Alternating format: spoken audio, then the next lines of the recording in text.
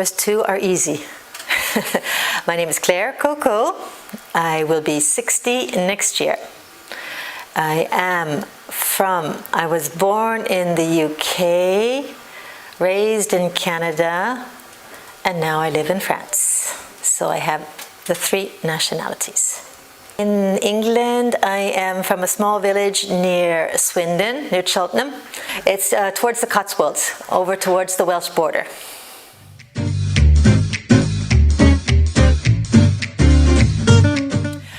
Actually, in high school, this is going to surprise you, I was really good at math and sciences, and I planned to go into chemical engineering. In fact, I decided to take a gap year after high school, and that's when I changed my orientation.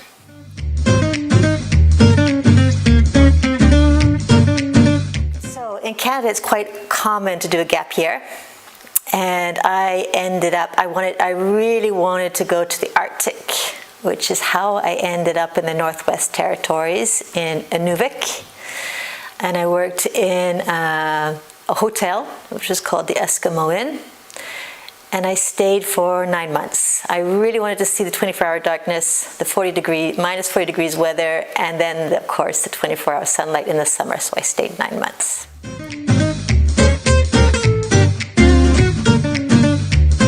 Okay, yeah, that's quite a few years later. So I did finish my bachelor's degree in Canada at University of Toronto, and I studied international development studies instead of chemical engineering in the end. After that, I went to, after my third year, I had an internship in Zimbabwe, in Africa, and it was supposed to be 6 to 8 months, and I ended up staying for 2 years. So I left Zimbabwe, came back to Canada to finish my last year of my bachelor's, which was very, very difficult, as you can imagine. And that was why after I finished my first degree, I had to leave Canada because I had such a hard time integrating back into Canada. It's called reverse culture shock. You may have that after your international semester. And I decided to come to France. So after being in France for 4 years, having worked for the United Nations, I know this is quite a lot complicated way to answer your question. I decided to finally do my master's, and that's why I went to London School of Economics to study political economy, international political economy.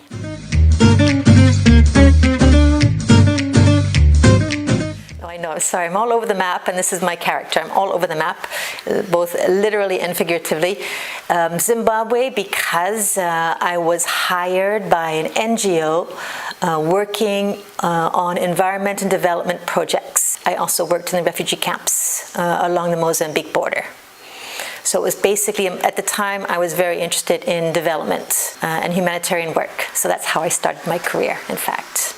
And that's how I ended up in Zimbabwe. Yeah, it took a long time to finish my first degree. It was supposed to be, as I say, 6 to 8 months, and I ended up 2 years. And I could have gone back when I finished my studies, but I decided not to go back to Africa. I did have a job offer, but I wanted to do something different, which is why I decided just to take a one-way ticket anywhere outside of Canada.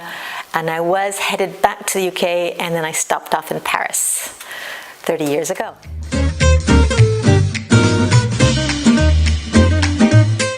I only planned to stay in Paris for a couple of weeks because I wanted to visit Paris on my way to the UK.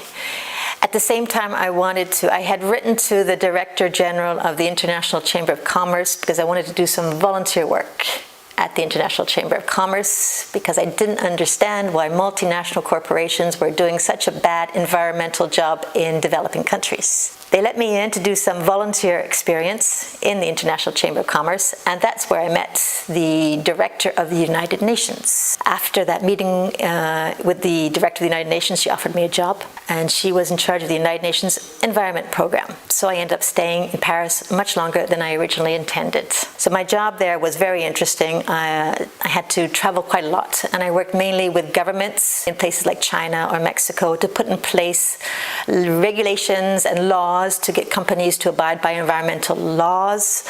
And at the same time, I was working with industry associations in the chemical and finance sector mainly to get them to be more environmentally sound in their practices.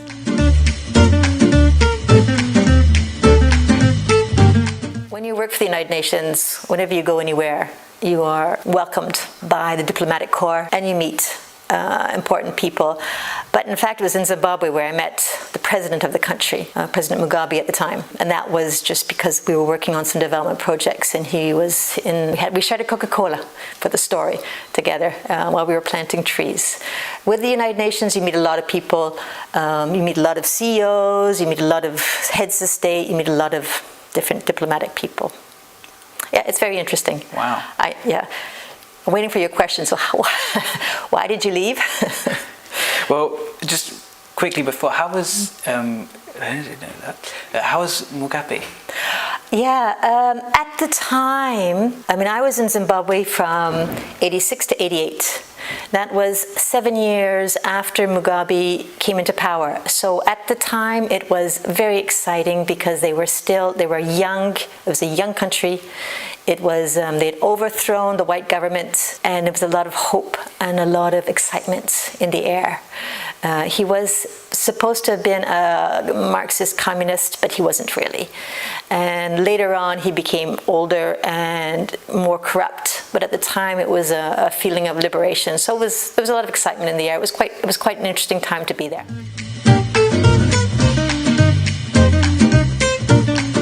I left because I needed to do my master's degree, first of all.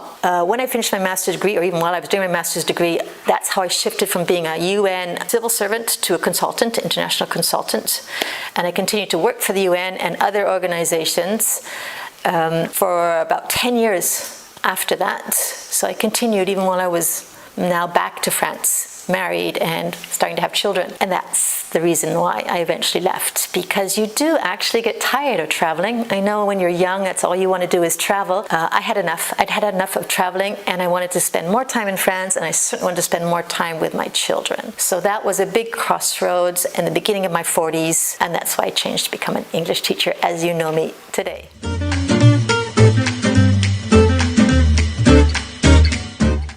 Draw the distinction between traveling for work and traveling for living. I recommend living in another country, as you will for your international semester. I think that's a wonderful opportunity.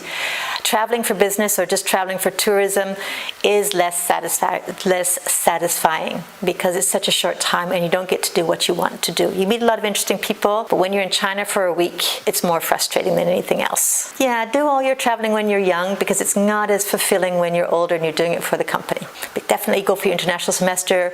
Try and live in another country because then you really get to know people, you really get to know the culture, you really get to know the country, and that's much more interesting than just going to a place for 3 or 4 days.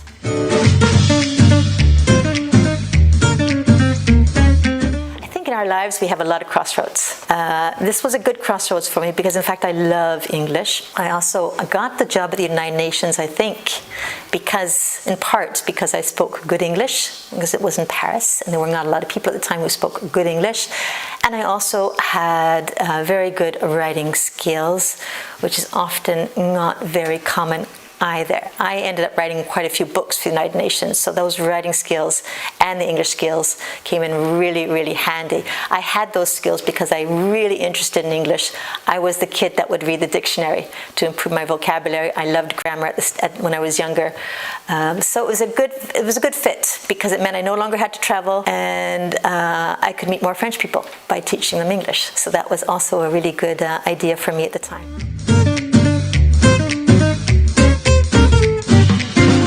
That's a really good question because it certainly was not on my bucket list, as you like to say. France I was good at maths and sciences in school, and my worst topic, of course, was French. I arrived in Paris not speaking much French, so it was by accident. I did not plan to stay. I did stay for the United Nations, and then during a trip when I wanted to walk across the desert in the Sahara, I met my future husband, who happened to be French. And one thing leads to another, and that's why I'm now French, and I'm very, very much in love with the country 30 years later. It's a great place to be.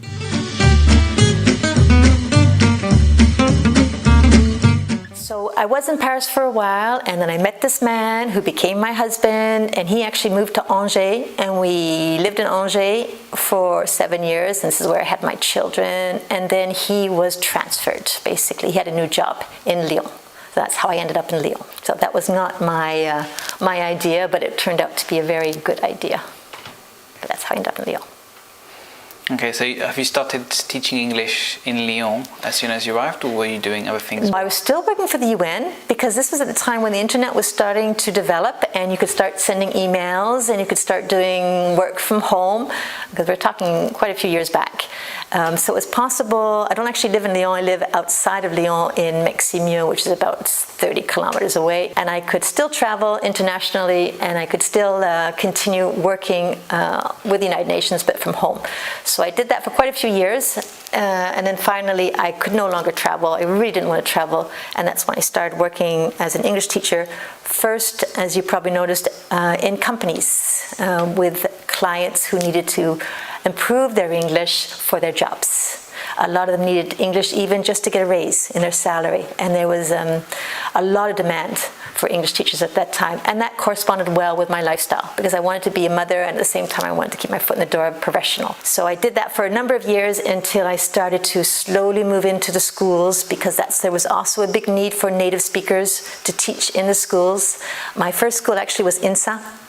I taught at INSA for a couple of years, and then I also started working in the business schools in Lyon, and I worked for 3 or 4 schools, and then Esmedia came to Lyon, and they got in touch with me and asked me to do some of the orals in their very first year. I did some of their orals for the Concours Advanced, and then bit by bit I started working for them. I definitely decided to work full-time for Esmedia because it was the school I enjoyed the most. Why is the question. I think engineering students for me were a better fit, maybe because of my scientific background and my own natural curiosities. Business students were too much in a hurry to make money and had less interest for me personally. So I fit better into the engineering mold.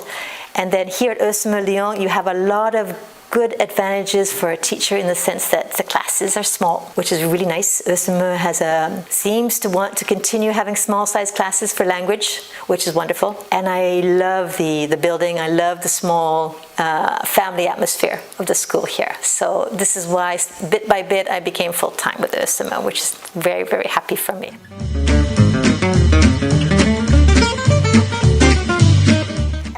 That's not a problem for me to answer.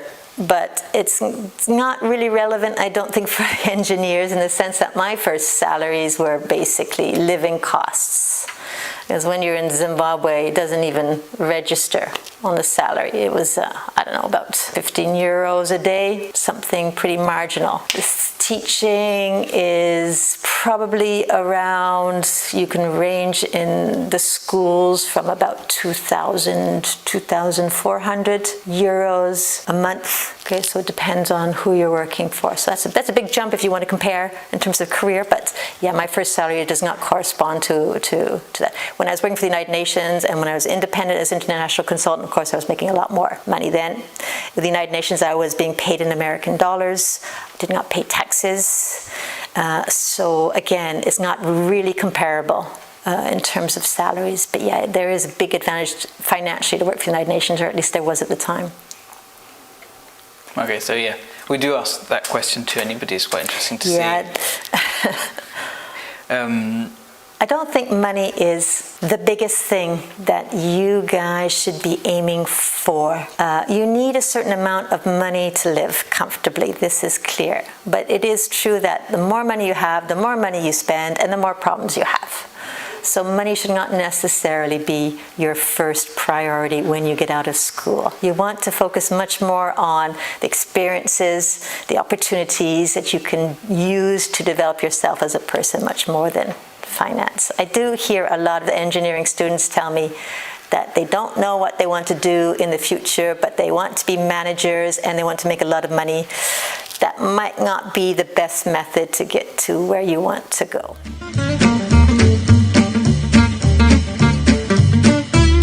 Probably I was very impatient. In high school, I was a very good student. As I say, had great facilities. I skipped 2 years in math. I skipped a year in general. I was a good student. University, I was too impatient. I wanted to do so much at the same time. I didn't necessarily want to sit in a classroom. And I also, in my last years of university, tended to do work on the side. So, for example, when I did my master's degree at the London School of Economics, I was still working for the United Nations. They were still sending me places to Mexico and Ireland. So it was never enough for me. University studies was never enough, and high school studies was never fast enough. So I was not always very motivated. So I can understand students here who are not always motivated.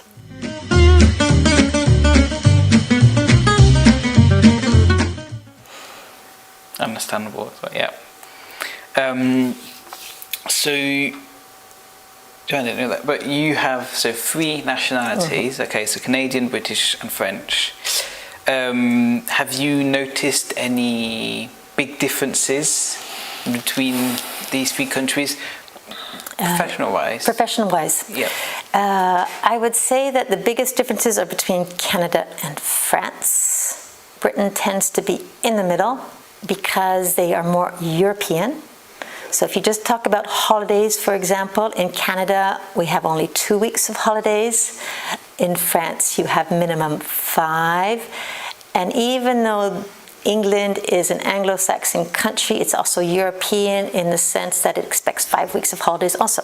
So the work ethic for me is much more European in the UK than it is in Canada. Canada is much more aligned towards the United States method of working. But I've never actually really worked in the UK, so it's kind of limited there in terms of being able to answer the question. School systems, I can't compare the UK because I didn't spend much time at school there other than my quick master's, which was really only a year, and I wasn't there for very long, and I was a mature student. In terms of Canada and France, probably if I compare your studies here in France with my studies in Canada, you have a lot more courses, a lot more classes in terms of your day, and a lot less time to work on your own at home.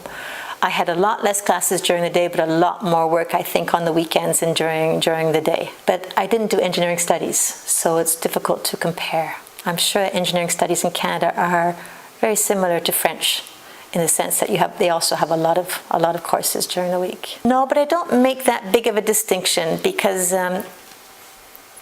basically an engineering school is like the Department of Engineering in a university. It's just not separate, it's just in the same building.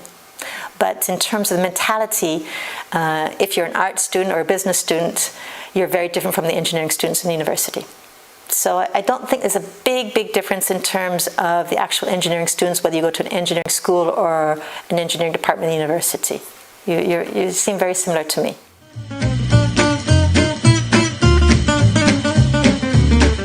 You know, for me, English isn't even a language anymore. It's a working tool. In the same way as it would be difficult today to get a job if you didn't know how to use a computer or didn't know how to use Excel or Word or any of the computer languages. Yes, English is a working tool for you today. You need a minimum level, even if you stay in France. If you're working as an engineer, even if you're staying in France, you need one person in the room who comes from Germany or from India or from the United States who doesn't speak French, and everybody then has to speak English because it's so important in terms of global trade. You can't escape it anymore. You have to learn English. That doesn't mean you have to learn perfect English. You have to learn enough English. Now, if you're looking to work outside of France, then you need a very good level of English. Particularly writing, in terms of not making the grammar mistakes, because then that hurts your professional image. So yeah, you definitely need English if you want to be an engineer today. Your level is going to depend on what you want to do in terms of your engineering career. If it's an international, you're going to need a lot of English. If you want to stay in France, you're still going to need a lot of English. Definitely. Yeah, definitely makes sense. And do you think there are any other languages that would be interesting to learn? For an engineer especially, I would say. I think you just have to be really open to learning the language of any country you go to. You need at least the minimum in terms of how are you, thank you, please. And then if you do live in a language, you're going to need a little bit more than that, because otherwise you're always a foreigner. You won't get to know the country if you don't learn the language where you're going to. How do you predict where you're going to end up? You can't really. I would never predicted I was going to end up in France. But you just need to be willing to learn the language once you get there, and then you'll be okay. I'm sure of it. If you're asking whether you should do a second language yet, I think it's always a great opportunity. Whenever you have the opportunity to learn more languages, I think it can only be beneficial, even if you forget it later on in life. It still keeps your mind open. There's an old joke. A person who speaks 3 languages is called trilingual. A person who speaks 2 languages is called bilingual. A person who speaks 1 language is called American. So it is good for your own culture to learn more than 1 or 2 languages. It would really depend on your own personal interest. If you want to go to Japan, learn Japanese. If you want to go to China, learn Chinese. I couldn't say that after English, you've got French, you've got English, you've covered your basic needs. So the rest is all going to be in terms of your interest of where you want to go. And then it's personal choices. I think, I know people think Canada is a bilingual country. It's not. I was in a bilingual high school. I should have been speaking better French than I did when I arrived, but my teachers were Québécois, and Québécois is actually more difficult, I think, to learn than French.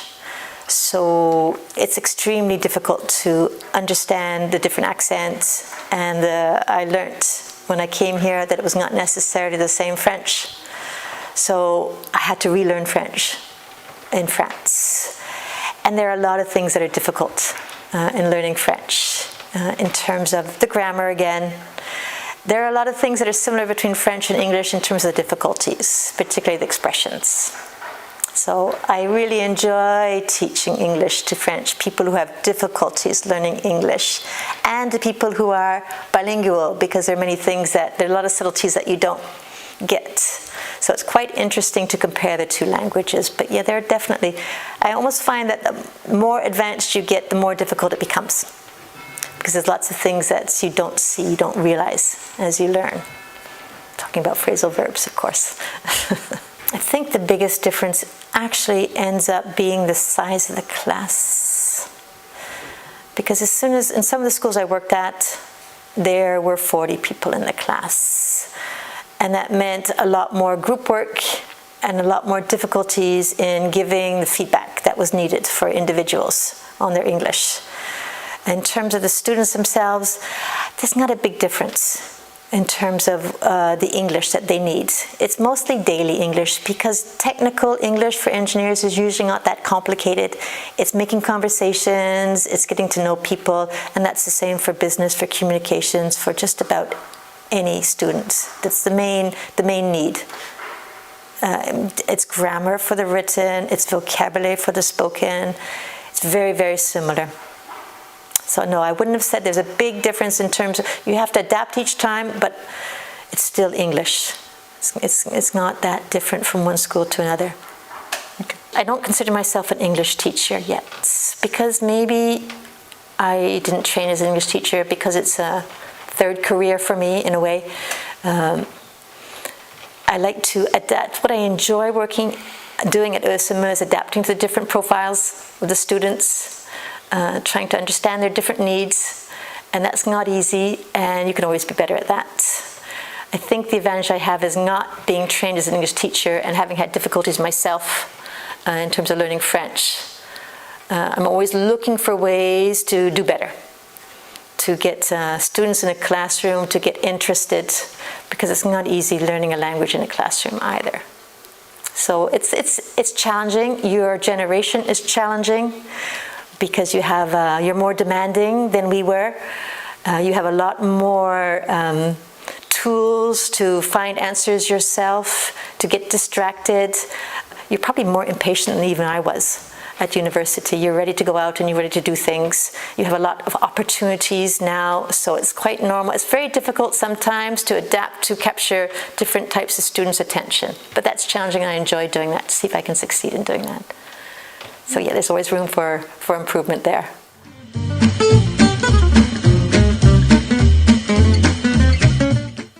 And I've heard it a lot. And this is my answer for that question, because I've been asked this before. This is an international semester in your 4th year. For your CV, it's not going to really matter where you go. It's too young to be of real interest for a company. It's an experience for personal development for you. So you go where you're most interested in going. Of course, you want to go to a place that is also interesting in terms of the university and what you're going to be studying, but that should really be more for your personal interest. Now, if you're going to do a double diploma, that's more interesting, I think, for your CV in terms of your destination. So I would make a big distinction between your international semester and your double diploma if you do a double diploma. So many people now are doing international semesters. I don't think companies really look at where you go. The idea is much more that you went somewhere to improve your English and that you adapted to another culture, and that's sufficient in itself. So do go to a place that really interests you. If you want to do something else that's going to look good on your CV, think of a double diploma.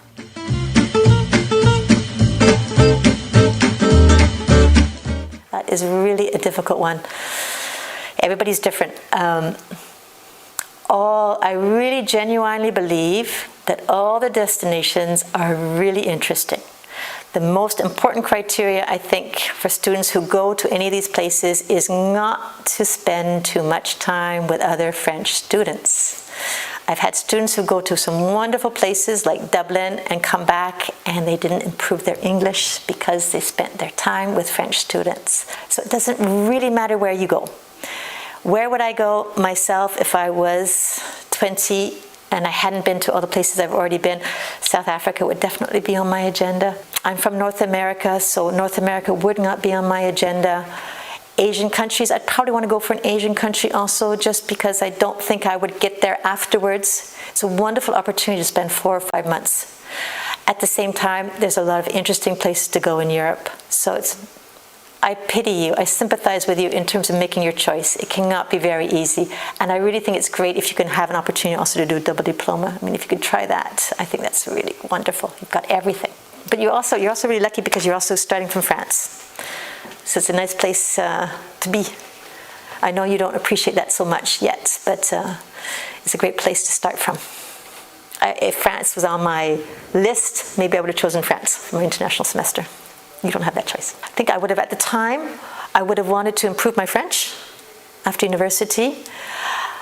France for Canadians is very much like Canada is for French people. It's way up there on the most romantic destinations we can have. It's an amazing country in terms of the daily life, in terms of the bread, in terms of the cheese, in terms of the wine. You've got mountains, you've got the sea, you've got an awful lot of things, and you're just considered very romantic for us. So France is still, you're still the most visited destination in terms of tourists. There are good reasons for that. So, I have a real difficult time communicating with my family back in Canada sometimes about things I do on the weekends, because it sounds like I'm boasting, even though for you it's just everyday life. I've been going down to Marseille for the weekend, going to the mountains for skiing. In Canada, we've got oceans, we've got mountains, but the distances, you cannot do that for the weekend, and it's just not as well developed because we have, we're 60 million people in France, and we're about half the population in Canada in a country 15 times the size of France. So there's just not so many opportunities to do all the things you have in France. You've got a lot of opportunities here in France that we don't have in Canada. Hard to believe, I know.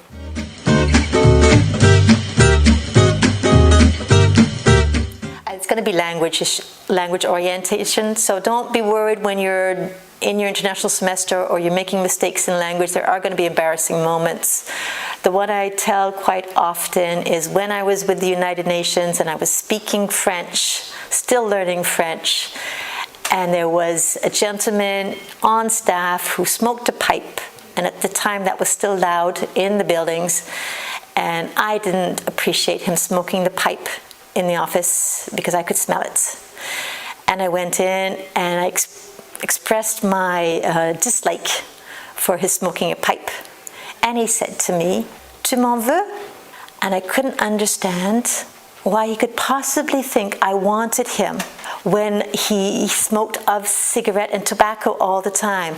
Because "tu m'en veux" meant, of course, something we were never taught. Are you upset with me? But I saw "tu en veux" et "tu m'en veux," so I thought he meant, did I want him? So it was a big embarrassing moment for me. But that's, again, going back to all those phrasal verbs that you have in French and in English. That was embarrassing, yeah. But there's lots of those. Don't worry about it. You're going to make mistakes when you speak English. It's not a problem. You need to learn how to laugh. You need to be comfortable with your mistakes. And I think that's the most important thing you can learn in terms of learning another language. I think in France you have difficulties with that because you try to be perfect in language. And in your schooling, in high school and college, you focus much more on perfection. And I think that inhibits a lot of people from speaking. I know I will never be able to master masculin, féminin in the French language. It's impossible for me. There are going to be things you have impossible in English. It's not a problem. It really isn't. Not today anymore. Not with English in any case. Because it's more of a work tool than a language, I think.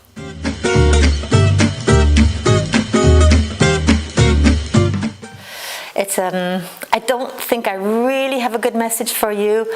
I think from experience, I would want to say to you that you should look for every opportunity you can to get out of your comfort zone, because that's where you're going to learn the most. So on your international semester, don't just stay with your French friends. Look for opportunities to get out of your comfort zone, even if it's scary.